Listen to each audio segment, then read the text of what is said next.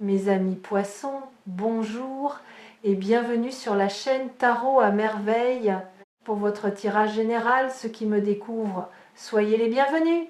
Il y a une personne dans votre vie dont vous ne connaissez pas encore toute la vérité. Vous pensez la connaître.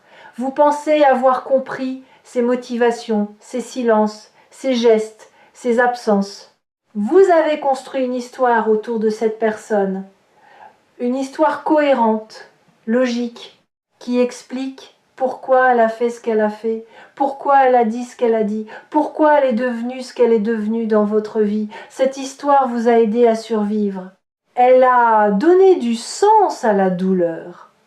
Elle a mis de l'ordre dans le chaos. Mais cette histoire est incomplète.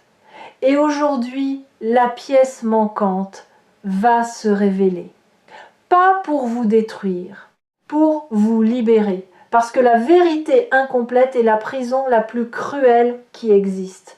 Elle vous enferme dans une version des faits qui ressemble suffisamment au réel pour que vous n'ayez jamais envie de la remettre en question. Mais elle laisse dehors, dans le froid, des fragments essentiels sans lesquels vous ne pouvez pas guérir complètement. Ce que je vais faire aujourd'hui est inhabituel. Je vais vous inviter à un procès. Pas un procès contre cette personne, pas un procès contre vous-même, un procès intérieur, un tribunal silencieux qui se tient dans la salle d'audience de votre propre conscience. Dans ce tribunal, il y aura des témoignages, pas des accusations, des témoignages. Et chaque témoignage va éclairer un angle de la vérité que vous n'aviez pas encore vu. À la fin, il n'y aura ni condamnation, ni acquittement. Il y aura quelque chose de plus rare et de plus précieux. La compréhension. Prenez place. Le procès commence. Premier témoignage. Celui de la blessure. La blessure prend la parole en premier parce qu'elle est la plus bruyante. Elle est celle qui vous empêche de dormir. Celle qui revient quand vous baissez la garde. Celle qui teinte vos nouvelles relations de la couleur de l'ancienne. La blessure dit ceci: cette personne m'a causé, elle savait ce qu'elle faisait, elle a choisi de blesser, d'un coup, et je suis la preuve de son choix. La blessure a raison sur un point, elle existe, elle est réelle. Sa douleur n'est pas inventée, ni exagérée, ni dramatisée. Elle est là, vivante, palpitante, et elle mérite d'être entendue. Mais la blessure a aussi un angle mort gigantesque. La blessure ne connaît que sa propre perspective. Elle ne voit que le moment de l'impact. Elle ne voit pas ce qui l'a précédé dans la vie de l'autre. Elle ne voit pas le chemin qui a mené cette personne, a posé le geste qui a causé la douleur. Et sans ce chemin, le geste reste incompréhensible. Et l'incompréhensible se transforme en monstre, ce qui va vous briser au sens où le titre de cette vidéo l'annonce. Ce n'est pas la découverte que cette personne est pire que ce que vous pensiez. C'est la découverte qu'elle est plus complexe, plus humaine, plus abîmée que vous ne l'imaginiez. Et cette découverte va fissurer l'histoire simple que vous aviez construite. L'histoire du méchant et de la victime. L'histoire où les rôles sont clairs et les responsabilités tranchées. Cette histoire va se fissurer non pas parce qu'elle était fausse, mais parce qu'elle était incomplète. Et l'incomplétude, quand elle se révèle, fait toujours mal. Pas parce que la vérité blesse, parce que la perte d'une certitude, même d'une certitude douloureuse, crée un vertige. Deuxième témoignage, celui du silence. Le silence prend maintenant la parole, le silence de cette personne, tous ces moments où elle n'a pas parlé, où elle n'a pas expliqué, où elle vous a laissé seul avec vos questions, vos interprétations, vos conclusions tirées dans le vide. Ce silence, vous l'avez interprété comme de l'indifférence, comme du mépris, comme la preuve qu'elle ne vous aimait pas assez pour vous accorder une explication. Mais le silence témoigne aujourd'hui d'autre chose. Le silence dit « Je n'ai pas parlé non pas parce que tu ne comptais pas, mais parce que les mots que j'avais à dire m'auraient mis à nu d'une manière que je ne pouvais pas supporter. » Me taire n'était pas un choix contre toi, c'était un réflexe de protection. Le même réflexe que tu connais toi-même, parce que toi aussi tu as des vérités que tu n'as jamais dites à personne. Toi aussi tu as gardé des silences qui ressemblaient à de l'indifférence alors qu'ils étaient chargés de tout ce que tu n'osais pas exprimer. Ce témoignage est difficile à entendre, parce qu'il introduit de la symétrie là où vous aviez construit de l'opposition. Il dit que vous et cette personne êtes plus semblables que vous ne voulez l'admettre, que les mêmes peurs vous habitent, que les mêmes mécanismes vous gouvernent, que la différence entre vous n'est pas une différence de nature, mais une différence de circonstances. Et cette symétrie, quand elle se révèle, est déstabilisante. Parce qu'il est plus facile de juger quelqu'un quand on le perçoit comme fondamentalement différent de soi, quand on reconnaît ses propres failles dans l'autre, le jugement perd son tranchant. Et sans le tranchant du jugement, il ne reste que la compréhension nue. La compréhension qui ne choisit pas de camp, qui ne distribue pas les rôles, qui voit deux êtres humains pris dans la même tempête, chacun agrippé à son radeau de fortune, chacun convaincu que l'autre est la cause des vagues alors que les vagues étaient là bien avant leur rencontre. Cette image des deux naufragés peut être la plus juste pour décrire ce que votre relation a été. Deux personnes qui se sont accrochées l'une à l'autre en pleine mer agitée, qui se sont parfois sauvées et parfois enfoncées mutuellement, et qui ont fini par comprendre, chacune à sa manière, que le salut ne vient pas de l'autre. Il vient de la terre ferme intérieure que chacun doit trouver en soi. Troisième témoignage, celui du temps. Le temps prend la parole. Et le temps a une perspective que ni la blessure ni le silence ne possèdent. Le temps voit l'ensemble. Le temps dit ceci, ce que tu as vécu avec cette personne n'était pas un accident. Ce n'était pas une erreur de parcours. C'était un passage, un corridor nécessaire entre la personne que tu étais et la personne que tu es en train de devenir. Chaque interaction, chaque joie partagée, chaque douleur infligée, chaque silence subi, chaque regard échangé, tout cela t'a façonné, pas toujours de la manière que tu aurais choisi, mais toujours dans la direction de ta croissance. Le temps révèle aussi quelque chose que vous n'êtes être pas prêt à entendre. Cette personne, elle aussi, a été façonnée par vous. Votre présence dans sa vie l'a changée. Pas toujours positivement, peut être, mais profondément. Et les blessures que vous portez l'un de l'autre sont les marques d'une rencontre intense. Pas les marques de la haine, les marques de l'impact. Et l'impact n'est possible qu'entre des êtres qui comptent l'un pour l'autre. Deux personnes indifférentes ne peuvent pas se blesser. La douleur, aussi paradoxale que cela puisse paraître, est une preuve de lien. Pas un lien sain, pas nécessairement un lien à conserver, mais un lien réel. Et reconnaître la réalité de ce lien, c'est reconnaître que la relation, aussi imparfaite qu'elle était, n'était pas du vide, elle était de la matière brute, douloureuse, mal taillée, mais de la matière, et c'est avec cette matière que vous construisez votre avenir. Chaque leçon tirée de cette relation est une brique, pas une brique posée contre l'autre, une brique posée pour vous, pour votre propre édifice, pour la maison intérieure que vous êtes en train de bâtir sur des fondations que cette douleur, précisément cette douleur-là, a rendu possible. Prenez un instant pour considérer ceci. Si vous n'aviez pas connu cette personne, si cette relation n'avait pas existé, qui seriez-vous aujourd'hui? Seriez-vous capable de la même profondeur émotionnelle? Auriez-vous développé cette intuition aiguë qui vous permet aujourd'hui de sentir les gens avant qu'ils ne se révèlent? Connaîtriez-vous vos propres limites avec cette précision que seule la douleur peut enseigner? La réponse, honnêtement, est probablement non. Et cette réponse n'est pas une justification de la souffrance. Elle n'excuse rien, elle ne dit pas que c'était bien, elle dit que c'était formateur, que de cette forge vous êtes sortis avec des outils que rien d'autre n'aurait pu vous donner, des outils de discernement, de protection, de choix éclairés.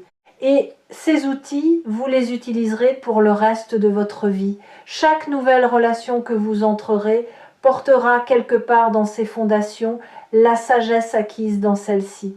Chaque nouvelle confiance que vous accorderez sera une confiance informée, pas aveugle. Une confiance qui sait ce qu'elle risque et qui choisit de risquer quand même, non par naïveté mais par courage. Quatrième témoignage, celui de l'ombre. Et voici le témoignage le plus inconfortable de tous, celui que vous voudrez peu être refusé d'entendre. L'ombre prend la parole. Votre ombre, pas celle de l'autre, la vôtre. L'ombre dit, dans cette relation, tu n'étais pas seulement la victime, tu étais aussi un participant, tu as fait des choix, tu es resté quand les signaux te disaient de partir. Tu as ignoré ce que ton instinct te hurlait, tu as accepté des miettes en les appelant un festin. Tu as fermé les yeux sur ce que tu voyais clairement, parce que voir t'aurait obligé à agir, et agir t'effrayait plus que souffrir. Ce témoignage n'est pas un acte de cruauté envers vous-même. C'est un acte de lucidité.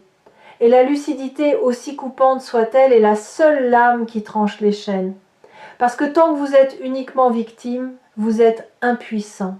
La victime subit. La victime attend que l'autre change, s'excuse, répare. Mais le participant a du pouvoir. Le participant peut se dire « j'ai contribué à cette dynamique et donc j'ai le pouvoir de ne plus y contribuer. J'ai accepté ce que je n'aurais pas dû accepter et donc j'ai le pouvoir de ne plus l'accepter. J'ai ignoré mes propres signaux et donc j'ai le pouvoir de les écouter désormais. » Ce passage de victime à participant n'est pas un affaiblissement. C'est le plus grand renforcement que vous puissiez vivre, parce qu'il vous rend le volant. Il vous remet aux commandes de votre propre histoire. Et une histoire dont vous tenez le volant peut prendre n'importe quelle direction, y compris celle de la guérison. Il y a un exercice que je veux vous proposer. Un exercice de courage radical. Prenez un moment, ce soir ou demain, et écrivez 2 lettres, pas des lettres à envoyer, des lettres à écrire puis à garder ou à détruire. La première lettre est celle que vous écririez à cette personne si vous n'aviez peur de rien. Tous les mots que vous n'avez jamais dits.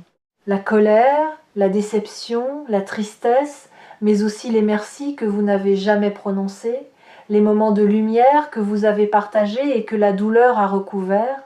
Écrivez tout sans filtre, sans jugement, sans souci de cohérence. La deuxième lettre est plus difficile encore. C'est celle que cette personne vous écrirait si elle pouvait parler depuis son ombre à elle. Depuis cet endroit en elle que personne ne voit. Que se dirait-elle si elle était parfaitement honnête? Que dirait-elle sur ses propres peurs, ses propres inadéquations, ses propres blessures héritées qui l'ont menée à agir comme elle l'a fait? Vous ne pouvez pas connaître cette lettre avec certitude, mais vous pouvez l'imaginer. Et en l'imaginant, en vous glissant un instant dans la peau de quelqu'un que vous avez jugé, vous ouvrirez une fenêtre de compréhension que rien d'autre ne pourrait ouvrir. Vous ne la lirez peu, être qu'une fois, peut-être la brûlerez-vous immédiatement, mais les mots, une fois écrits, existent. Ils ont créé un espace, et cet espace est celui dans lequel la guérison peut enfin se déployer. Cet exercice n'est pas une obligation, c'est une invitation. Et comme toute invitation, vous êtes libre de la décliner. Mais sachez que ceux qui l'acceptent ne le regrettent jamais. Si cette lecture vous a trouvé sur Tarot à merveille, c'est que votre ombre est prête à être entendue. Pas combattue, pas reniée, entendue. Avec la même tendresse que vous accorderiez à un enfant qui avoue une erreur en tremblant, votre ombre tremble aussi. Elle a peur de votre jugement. Mais elle a encore plus peur de rester enfermée dans le silence parce que le silence de l'ombre est le terreau des répétitions. Et les répétitions, vous en avez assez. 5e témoignage, celui de l'intention originelle. Il y a un dernier témoin. Et celui-ci va peut-être vous surprendre le plus. Ce témoin, c'est l'intention originelle de la relation. L'énergie qui existait au tout début, avant la douleur, avant les malentendus, avant l'érosion. Revenez à ce premier moment, à cette première rencontre, ce premier échange, cette première sensation. Il y avait quelque chose de pur là-dedans. quelque chose qui n'appartenait ni à vos blessures respectives, ni à vos mécanismes de défense. Une étincelle de reconnaissance, de curiosité, d'ouverture. Deux êtres humains qui se sont regardés et qui, l'espace d'un instant, se sont vus sans filtre. Cette intention originelle n'a pas été détruite par ce qui a suivi. Elle a été ensevelie, recouverte par les couches successives de déception, de non-dit, de maladresse et de peur. Mais elle est encore là, sous les décombres, intacte. Et aujourd'hui, elle témoigne, elle dit « Ce qui a commencé entre vous n'était pas un mensonge. Le début était vrai. Et c'est parce que le début était vrai que la suite a fait si mal. On ne souffre pas de la fin de quelque chose de faux. On souffre de la fin de quelque chose de vrai qui n'a pas su se maintenir. Cette distinction est fondamentale. Elle vous libère de l'idée que tout était une illusion, que vous avez été dupe, que votre cœur vous a trompé. Non, votre cœur a vu quelque chose de réel. Et ce quelque chose de réel n'a pas survécu, pas parce qu'il était faux, mais parce que les deux personnes qui le portaient n'étaient pas encore prêtes à le soutenir, pas assez guéries, pas assez conscientes, pas assez libres de leur propre chaîne pour offrir à cette étincelle l'espace dont elle avait besoin pour devenir un feu durable. Et voici peut être la révélation la plus difficile de toutes. Si cette même rencontre se produisait aujourd'hui, avec la personne que vous êtes devenue, avec la conscience que vous avez acquise, avec les outils que cette douleur vous a forgés, l'histoire serait peut être différente. Non pas parce que l'autre aurait changé, parce que vous auriez changé, parce que vous auriez posé des limites là où vous aviez laissé passer, parce que vous parleriez là où vous aviez gardé le silence, parce que vous partiriez là où vous étiez resté par peur du vide. Cette prise de conscience n'est pas un regret, c'est une preuve de croissance. La preuve que vous n'êtes plus la personne qui a accepté ce qui était inacceptable, et cette preuve est votre diplôme.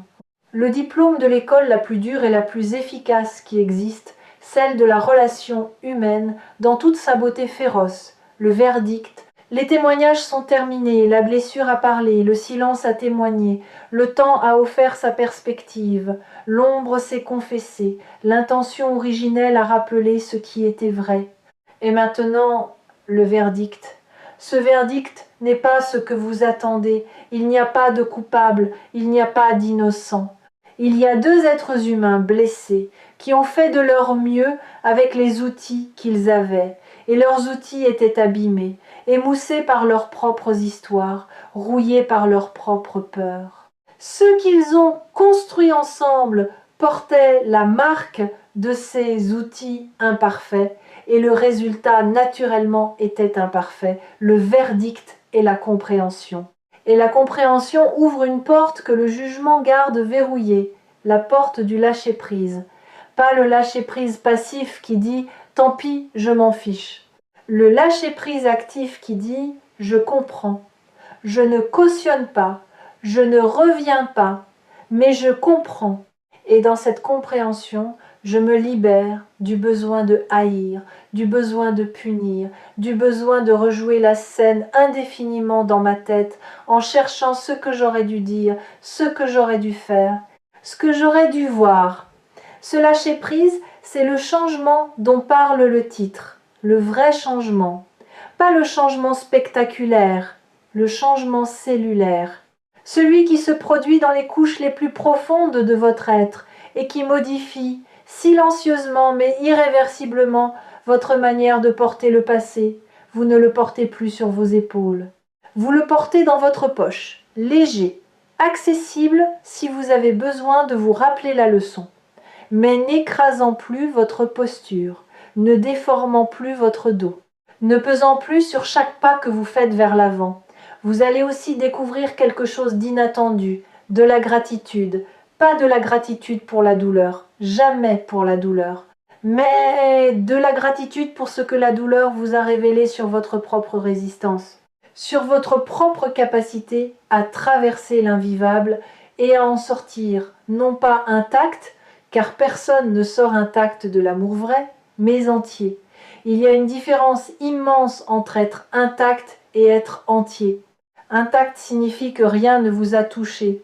Entier signifie que tout vous a touché et que vous avez intégré chaque blessure, chaque leçon, chaque larme dans un tout cohérent. Vous n'êtes pas intact.